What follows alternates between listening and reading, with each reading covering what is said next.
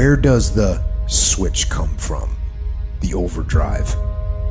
It is the thing that allows you to go the extra distance, to dig a little deeper, to push a little harder.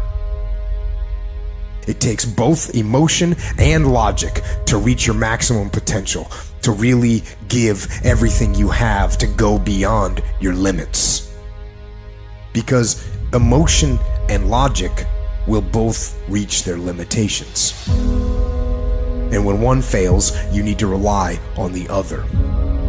When it just doesn't make any logical sense to go on, that's when you use your emotion, your anger, your frustration, your fear to push further, to push you to say one thing: I don't stop.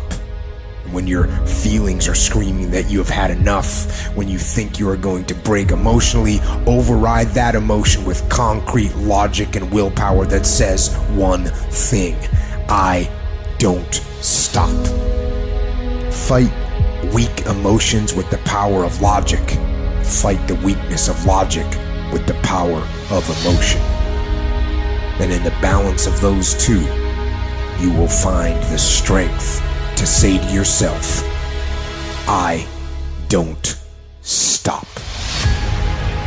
Everybody wants to prize, but nobody loves the process. Everybody wants to be a champion, but nobody's willing to put in the work that it takes to be a champion. Everybody wants to hold up the trophy and say, man, I did it, but nobody's willing to put in the work that it takes to do it. I love the process. I love the thought of working for what I want. And I firmly believe you're never supposed to wish for it more than you're willing to work for it. Your expectations never supposed to exceed your effort. But a lot of people, they wish, and they're not willing to work. And the great thing about life has a funny way of testing all of us and seeing how bad we really want what it is that we say we want. When you work for something, it gives you a different type of attachment to it. The harder you work, the harder it is to surrender. That's why cats can give up so easy. They ain't got nothing invested. But when a cat work for something, like when a cat been sacrificed for something, well, you gonna have a cold day in hell before you take it from them. You can't be good and be a legend. You can't be great, really, and be a legend. You gotta be phenomenal. I want you to push for legend. It is the process of the grind that shapes you and forms you. It's not the game. You think you become a champion on the field? You don't. You become a champion when ain't nobody watching you. You're doing your own drills and your own way. You're doing what coach tell you to do, and you're doing your own stuff. You become a champion in the dark when ain't nobody looking. You don't become no champion when you put no doggone helmet on. You become a champion the way you eat. You become a champion the way you think. You become a champion in your grind.